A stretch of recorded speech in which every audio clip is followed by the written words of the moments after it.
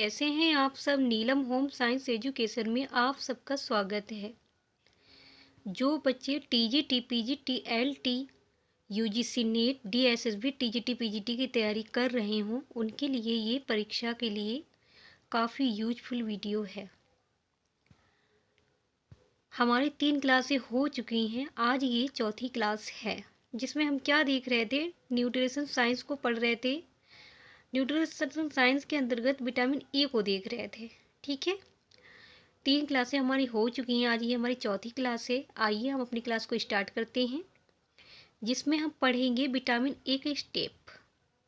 ठीक है, तो पहला स्टेप क्या है, रतौंधी, जिसे इंग्लिश में नाइट ब्लेसिस बोलते हैं, ब्लेंसिस बोलते हैं। रतौंधी में क्या होता है, अंधेरे में दिखाई नहीं देता, अंधेरे में दिखाई नहीं देता। क्वेश्चन ऐसे बनता है, रतौंधी रोग में दिन में दिखाई नहीं देता, रात में दिखाई नहीं देता, अंधेरे में दिखाई नहीं देता, उपयुक्त में से कोई नहीं। तो क्वेश्चन जरा ध्यान से लगाइएगा, क्योंकि रतौंधी रोग में अंधेरे में दिखाई नहीं देता, रात में नहीं लगाना है आपको, अंधेरे में दिखाई नहीं देता है, इस ऑप्शन को टिक करके आना है। ठीक है, दूसरा की स्टेप क्या है, जीरोफिथैलेमिया। जीरोफिथैलेमिया दूसरा स्टेप है, यूजीसी नेट में क्रम से लगाने के लिए पूछा जाता है, इसलिए थोड़ा ध्यान से पढ़िएगा। जीरोफिथैलेमिया दूसरा है स्टेप।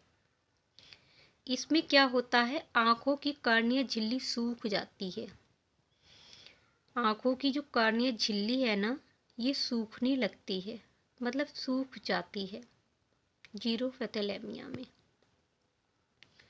तीसरा स्टेप क्या है, बीटॉट स्पॉट, यानी बीटॉट का धब्बा, बीटॉट का धब्बा पर होता है।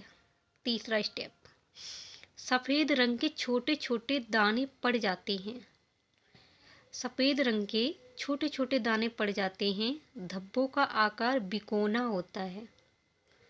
क्वेश्चन में इस प्रकार से भी रखा गया है कि जो बीटॉट स्पॉट है, बीटॉट का धब्बा है, इसमें आकार कैसा होता है। तो ध्यान रखिएगा, बीटॉट का धब्बा जो होता है तो इसमें बिकोना आकार का बनता है धब्बा ये। ठीक है, चौथा स्टेप है फोटोफोबिया, फोटोफोबिया।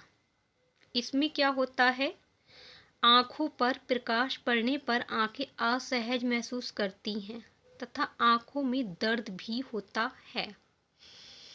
ठीक है, पांचवा स्टेप क्या है, जीरोसिस कंजक्टाइवा, जीरोसिस कंजक्टाइवा, ये पांचवा स्टेप है। इसमें क्या होता है, आँखों का कंजक्टाइवा सूख जाती है और झुर्रीदार हो जाती है, आँखों का कंजक्टाइवा जो है सूख जाता है और झुर्रीदार हो जाती है। ठीक है, छठा स्टेप क्या है, कार्निया जीरोसिस, छठा स्टेप जो है कार्निया जीरोसिस है। इसमें क्या होता है, इसमें आँखों की आंसू ग्रंथियाँ जो हैं सूख जाती हैं, आंसू ग्रंथियाँ सूख जाती हैं, किसमें, कार्निया जीरोसिस रोग में, और आंसू निकलना बंद हो जाते हैं। क्वेश्चन ऐसे बनता है, आँखों की आंसू ग्रंथियाँ सूख जाती हैं और आंसू निकलना बंद हो जाते हैं, कौन सा स्टेप है, कार्निया जीरोसिस। सातवां स्टेप क्या है, केरेटोमलेशिया, केरेटोमलेशिया।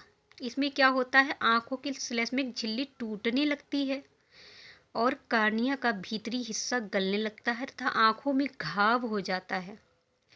केरेटोमलेशिया में क्या होता है, आँखों में घाव हो जाता है, आँखों की श्लेष्मिक झिल्ली जो है वो टूटने लगती है और कार्निया की भीतरी हिस्सा गलने लगता है तथा आँखों में घाव हो जाता है। ठीक है, ग्लूकोमा, ग्लूकोमा क्या है, आइए देखते हैं।